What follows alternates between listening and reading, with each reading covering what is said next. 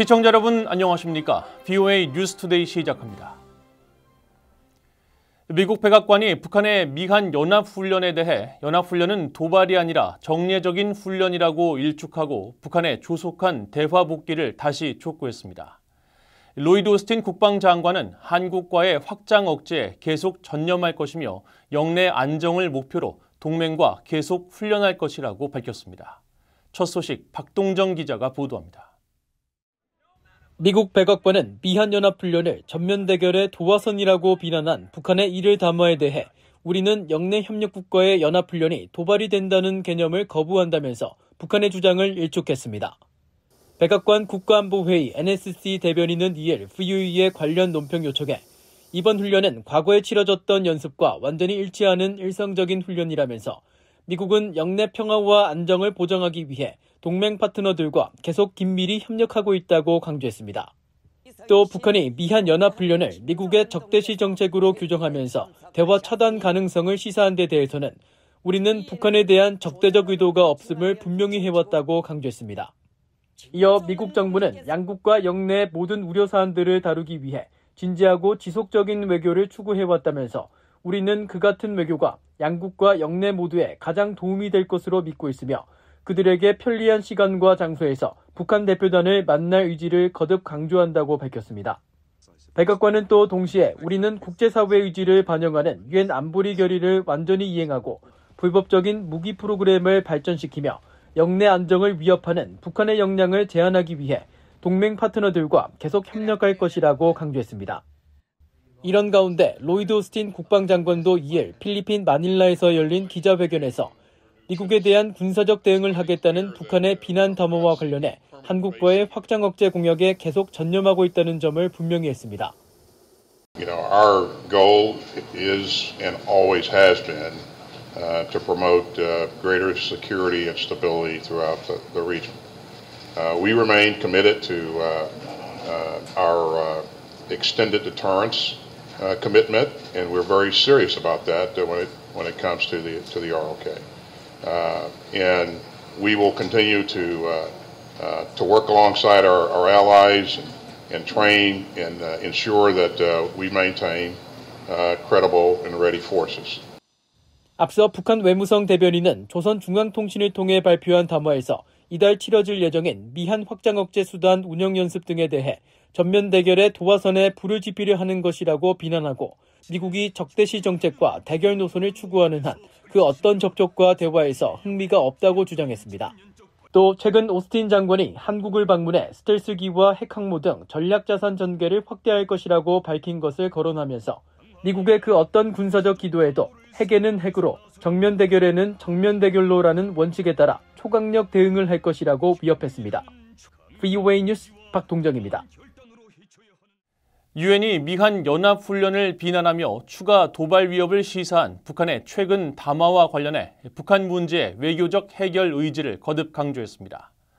플로렌시아 소토니뇨 유엔 부대변인은 2일 정례 브리핑에서 북한 외무성 담화에도 불구하고 외교적 관여의 여지가 남아있다고 보느냐는 질문에 외교적 관여 의지가 있을 뿐 아니라 그것이 지속적 평화와 한반도의 완전하고 검증 가능한 비핵화의 유일한 길이라고 생각한다면서 유엔은 계속 그 길을 향해 노력할 것이라고 강조했습니다.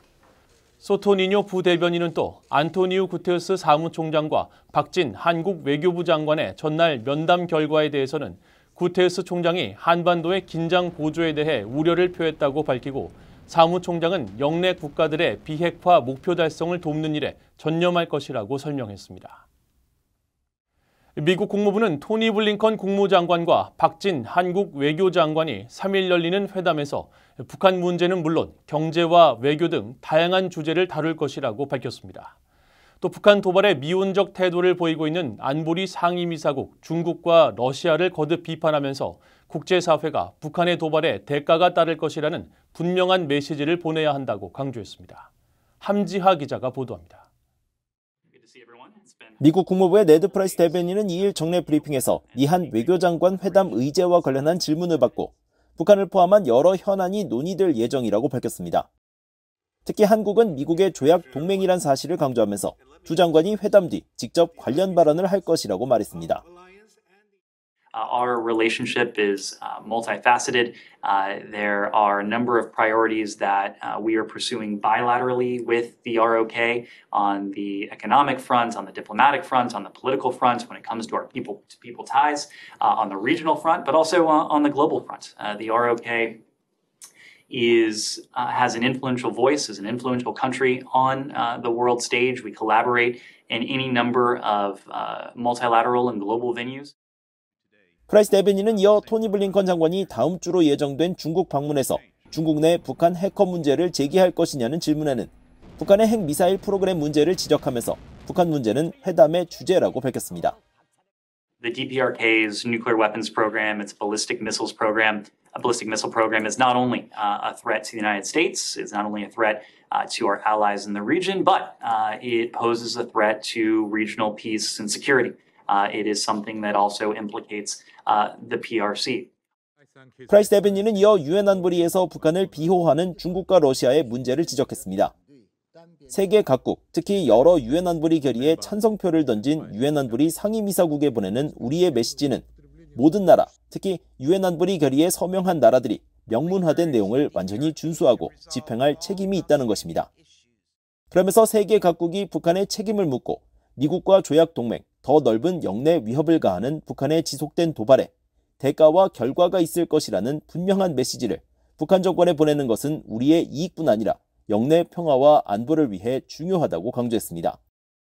프라이스 대변인은 이어 최근 북한이 유엔 군축회의에서 북한의 비핵화 이전에 미국의 핵 포기가 먼저 이루어져야 한다고 주장한 데 대한 논평 요청에는 한반도 비핵화라는 궁극적 목표를 향해 취할 수 있는 실질적인 조치를 논의하기 위해 우리는 북한과 마주 앉을 의향이 있고 그럴 수 있다는 점을 북한에 거듭 분명히 해왔다고 강조했습니다.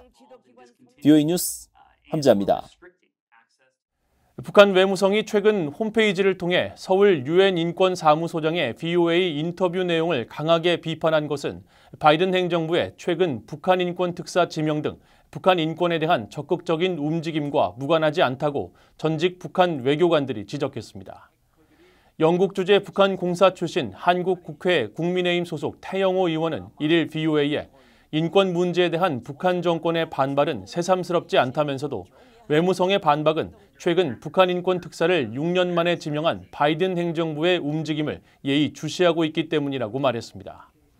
태 의원은 특히 VOA의 보도는 미국 정부의 기조와 움직임을 잘 파악해 보여주기 때문에 북한 지도부가 이를 매일 확인하고 김정은 국무위원장에게도 보고한다며 이번 비난은 북한에 대한 인권 공세를 미리 차단하려는 의도로도 볼 수 있다고 말했습니다.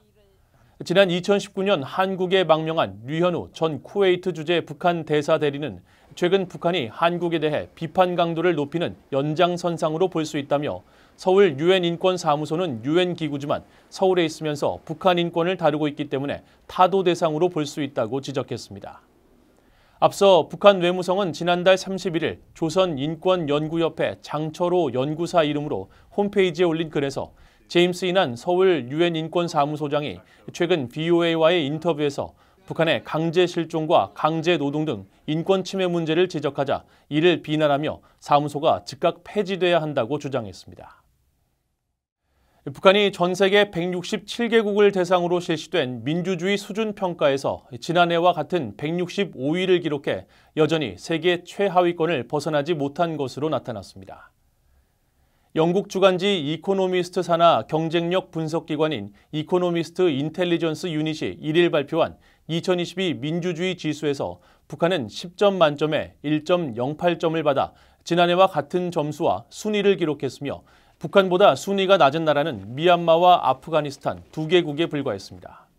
북한은 특히 이번 평가에서 총점 4점 미만을 받아 군사 쿠데타 이후 압제가 이어지고 있는 미얀마와 이슬람 무장단체 탈레반이 집권하고 있는 아프가니스탄 등 59개 나라와 함께 권위주의 정권으로 분류됐으며 이들 권위주의 정권은 해당 국가의 민주주의를 저해하는 요소라고 평가했습니다.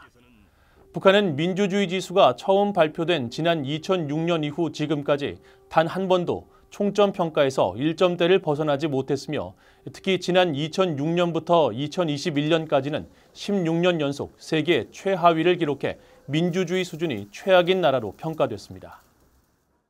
중국 정부가 1일 유엔 안보리 대북제재위원회에 지난해 9월과 10월, 11월에 북한에 공급한 정제유 양을 보고했습니다.